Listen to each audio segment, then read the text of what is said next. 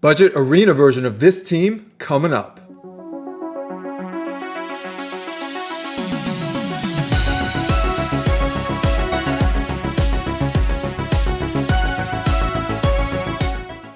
What is going on, Raiders? Soda Dragon here. And if you guys have seen this team before, the Siphi, Kymar, Trunda, Madame team, or if you've fought them before, this is a really common team and it's a really good team. You're going to see this a lot in Upper Gold and Platinum. Well, today I'm going to give you a budget version of this team. So how does this team work in a nutshell? Well, it's a hybrid go first, go second team. So the people that go first are Siphi and Kymar. So Siphi with that turn meter boost and Kymar with that CC ability, that AoE sleep. Now we want everybody to waste their first turns so that that reaction accessory effect has expired. And after everyone's wasted their first turns, being slept and then woken up, now we come to the stripping of the buffs with Madame. And we get that Trunda big nuke. So this is how this team works. So in essence, a lot of times people run their Trunda and run their Madame quite slow because you're already assuming everyone is going to be slept by Kymar and is going to waste their first turns. That means you can build more into the accuracy as far as Madame and more into the attack as far as Trunda. So how well does this team work in reality? It works really well. So even if you're fighting against a really slow team, and let's say you don't get that go first, go second effect, meaning your whole team just goes before their team, a lot of times you'll still win. This is a really good team. Now, yeah, when you're fighting those upper gold, plat, speed tune teams, now you will see that go first, go second effect working. But even if you don't, even if you're fighting a really slow team on the other side, and your whole team goes first, this is still a really good team. So here we have our budget version of that Siphi Kymar comp. So Gorgorab in the lead, he has that nice speed lead for arena, plus he has a turn meter boost and attack up strong version buff that we need. Because Drake here, he's going to be our attacker, which we'll talk about in a second. Gnarlhorn is going to function similarly to Kymar, insofar as he's putting on that CC ability and potentially getting the enemy team to waste their first turn. So once again, that reaction accessory, the effect will expire. Now, we do need to keep Gnarlhorn alive because he's going to be taking hits, even if they are A1s. So make sure you build your Gnarlhorn with a lot of HP. That's one way to go. You should probably 6-star level 60 him. I haven't yet, but he works good enough for this showcase. Plus a swift parry set is a good idea for your Gnarlhorn. Now, he does have an unkillable ability, but you need to take a turn to use it. So he can't really function like Kymar unless he can just CC everyone straight off the bat, pretty much. But he functions really well in this team, even just going for that CC ability in his first turn. So Warmaiden here, she does that defense down strong version AoE, 100% chance when fully booked.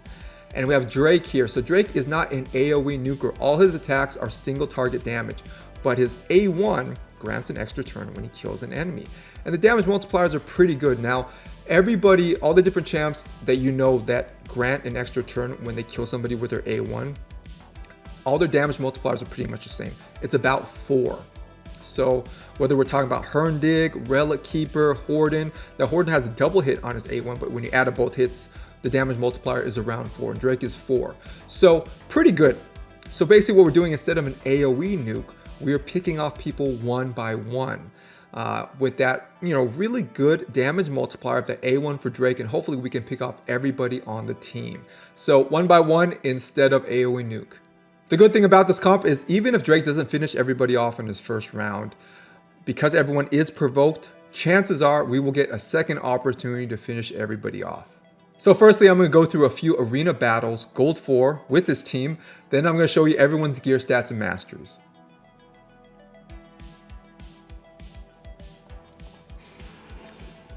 So got a turn meter boost with Gorgorab. Defense down. So 2 characters we did not land that defense down, which is a shame. Let's see if we can land that AoE provoke. The nice thing about Gnarlhorn's AoE provoke is he does not hit anybody.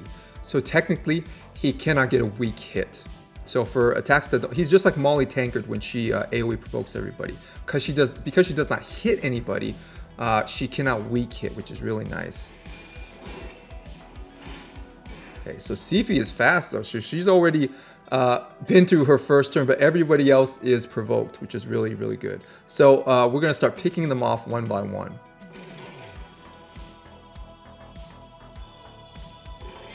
I'd recommend the bad affinity here, it's Elhain. You go for her last. 102 damage from Drake. Now, you can use the A3 here for that very last hit because for Drake, that's his strongest attack. So if there's only one left, yeah, go ahead and use that A3. Okay, so here we saw a weak hit,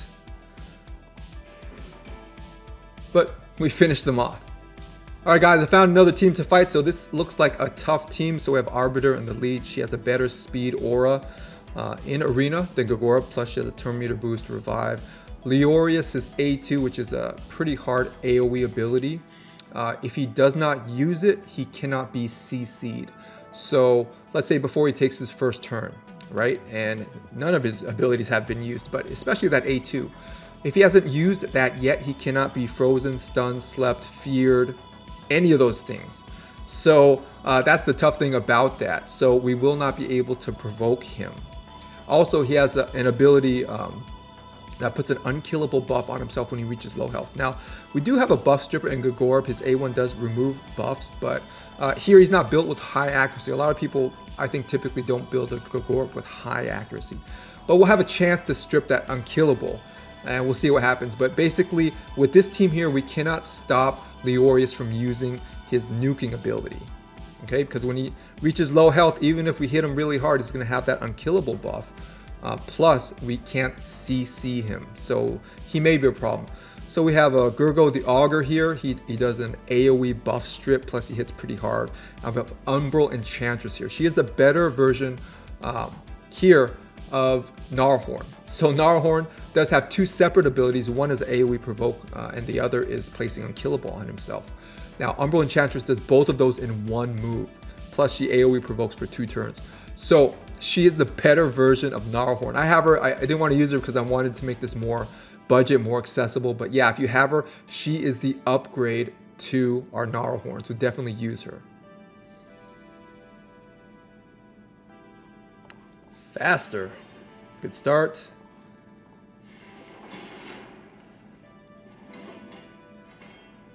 All right, so defense down on everybody, which is good. So AoE provoked, and as I mentioned, Leorius, we're not going to be able to CC him. But hopefully we can still beat him.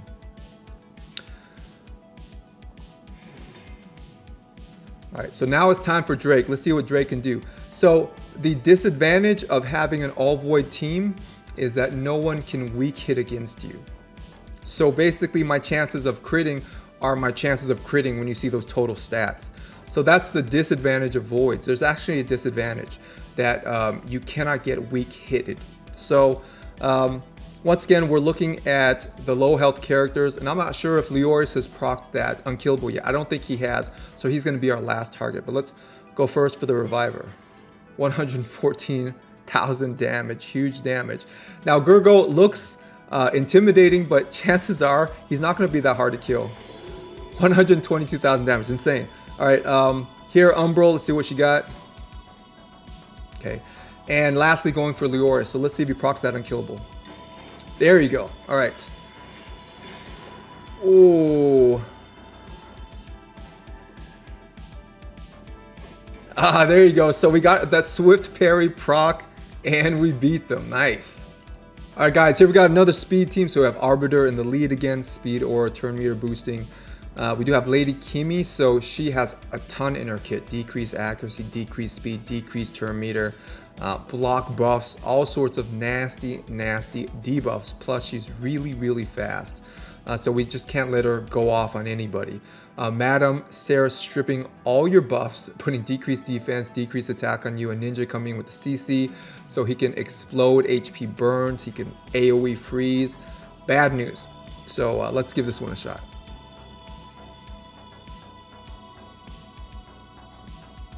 First up, it looks like Lady Kymar is their fastest. So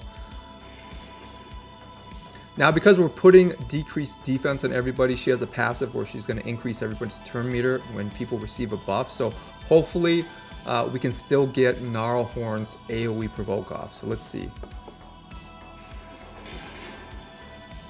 There you go. That's what I was talking about. You see everyone increase their turn meter when they got those debuffs. That's because of Lady Kimmy's passive. So here, I mean, everyone's about to go on the other team. You need to get those provokes. Nice. Okay. Now they did get another turn meter increase, but that's fine because they wasted their first turn. Everyone's using their A1s. So see, we got that swift parry proc, really important. We're back around. Let's see if we can remove some buffs, especially that little shield buff. And now it's Drake's turn. So typically we go for the person with the lowest HP and not a bad affinity. So here, we're gonna see if we can get Arbiter first. Oh, we did, but we got really lucky. That was not a crit. All right, here we're going for Madam.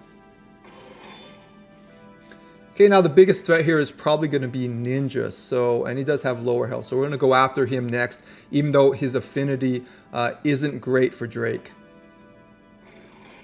Okay, still killed him, and let's see what we can do with Lady Kimmy. So we're going to use that A3 because it is the last person left alive, and we don't need that extra turn. There we go. Drake did it. All right, guys, I found one last team for us, and this looks like a really high DPS team. So we have Arbiter in the lead. So this is probably going to be a speed team. We have Biggin, just big AoE damage. He has stuns, decreased accuracy, decreased turn meter, just huge damage. Madam for stripping the buffs, putting that defense down, and that decreased attack. We have Mashald here, one of the worst legendaries turning into one of the best being buffed. And he's just awesome. Literally anywhere you put him now, he is awesome. Now, he's not that survivable, he's not that tanky, but as far as DPS, as far as CC, he is really, really good. He can just fear lock your whole team like forever if he's fast enough. So, really dangerous team. We're going to give this a shot. So, if we don't go first, we're just going to die like immediately. There you go. Okay. Decrease defense. Nice, got everybody. So, we're going to try to CC everybody. Good. So Arbiters has already wore off. She's taking her first turn. It looks like Madam as well. Does that provoke wearing off?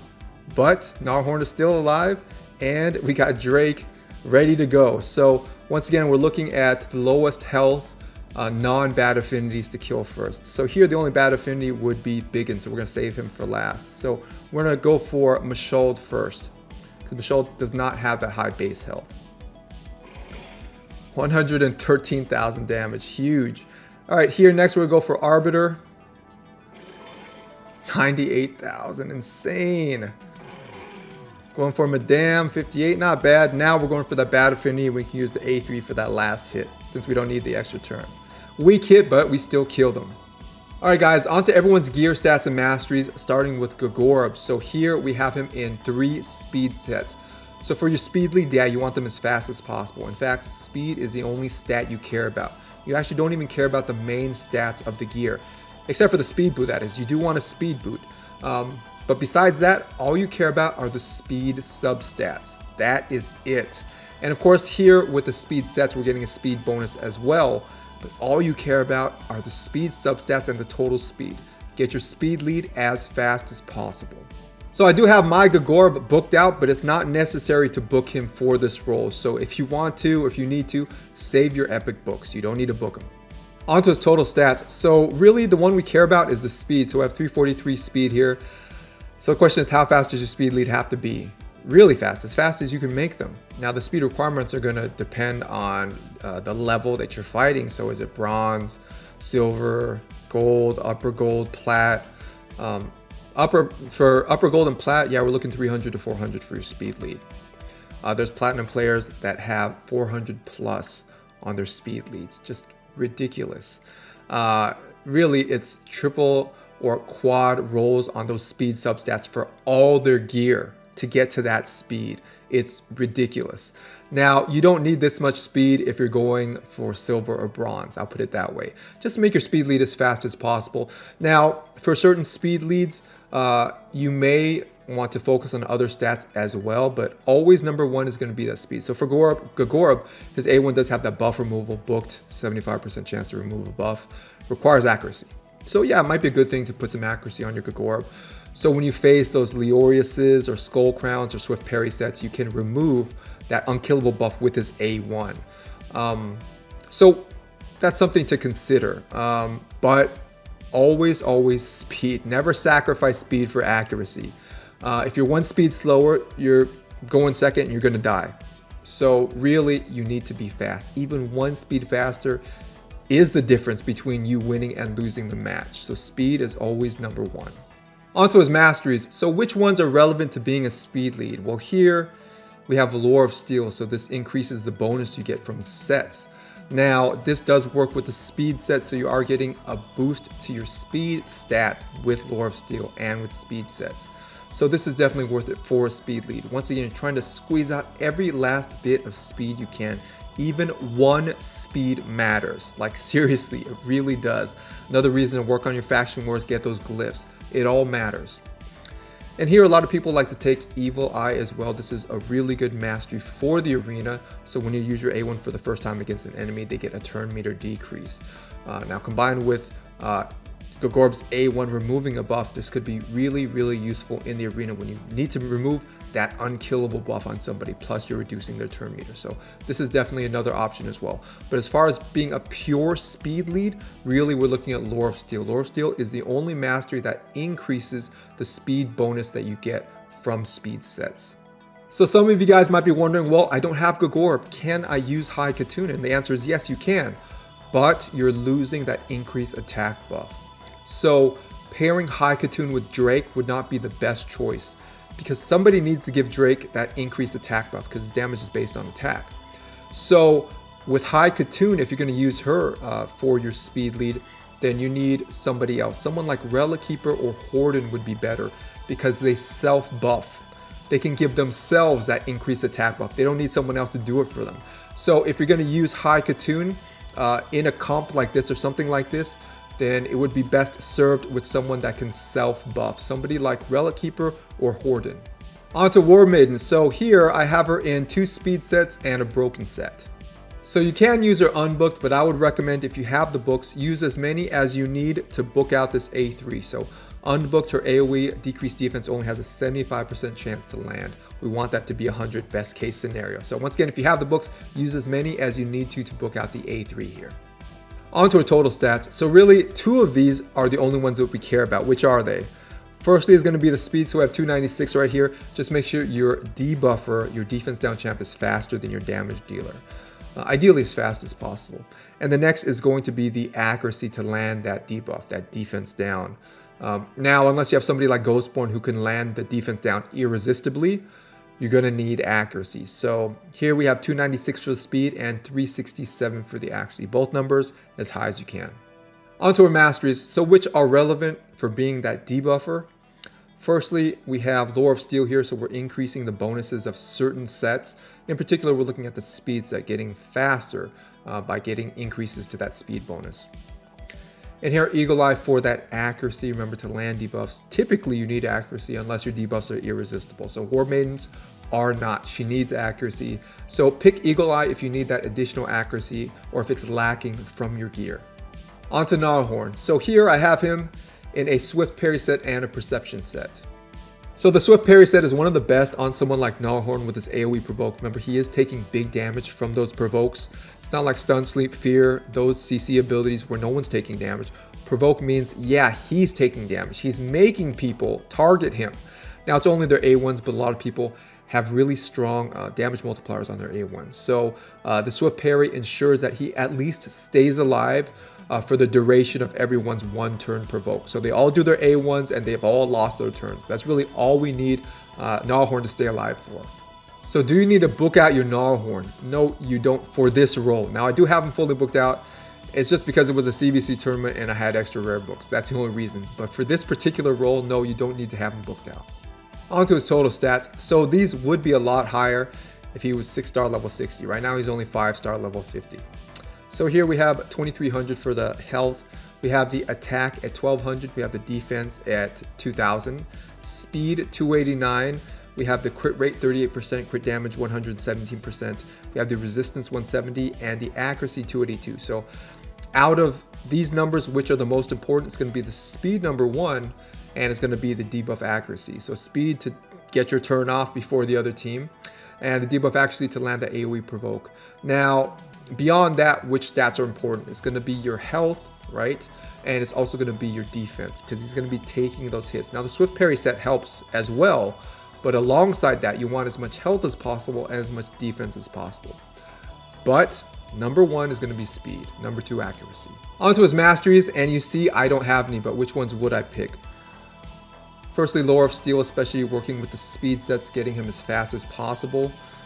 Eagle Eye for increased accuracy, just in case you're not getting enough from your sets.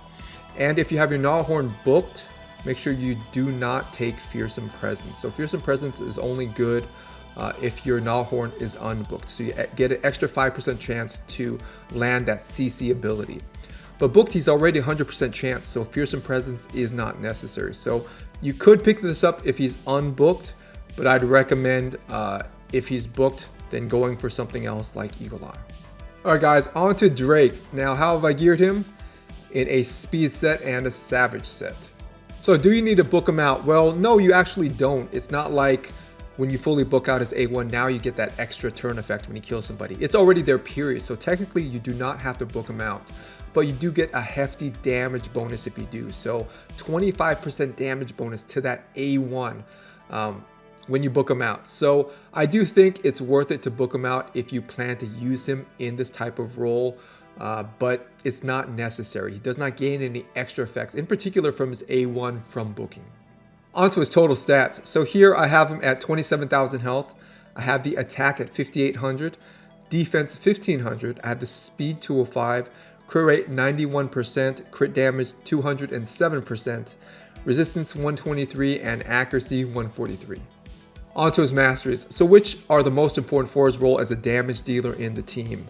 Here it's going to be Helm Smasher. So it's a 50% chance to ignore 25% of the enemy's defense. So when we add this to a savage set, he can potentially ignore 50% of the enemy's defense, which is huge. So this is the #1 way to increase your damage with your damage dealer, whoever that is, whether it's Relic Keeper, whether it's Horden, whoever it is, right? So we want Helm Smasher. So what other ones work well with this?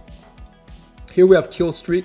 So every time he gets a kill, and hopefully every time he attacks, he's getting a kill, right? This is going to increase the damage that he's going to do the next time he attacks. So Kill Streak is good as well. Here's another one, Methodical. So every time he uses his A1, he's increasing the damage of basically all his skills. But in particular, we're thinking about the A1 until we get to that very last champ left alive. Then we can use something different. But Methodical is good for Drake in this role as well, killing with this A1 and getting those extra turns. And here's another good one as well, Ruthless Ambush, so plus 8% damage to the first hit on every enemy. And hopefully it's only one hit, right? We just kill everyone outright with that first hit. So this is another good one.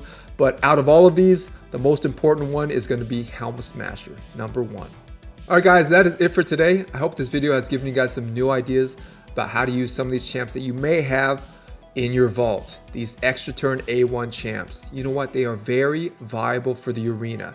They hit super hard. They just need the right setup. And at the end of the day, who cares whether or not you kill everybody at the same time, you throw out this big Trunda nuke, or you pick people off one by one? Who cares, right? You're beating the other team. So these extra turn A1 champs are very viable for the arena. They all have really good damage multipliers on their A1. And when you set them up right, yeah, they're gonna do big damage for you. And if you guys haven't yet, like, subscribe, and share. Turn on that bell notification so you don't miss out on any new videos. And that is it. I will see you guys in the next video.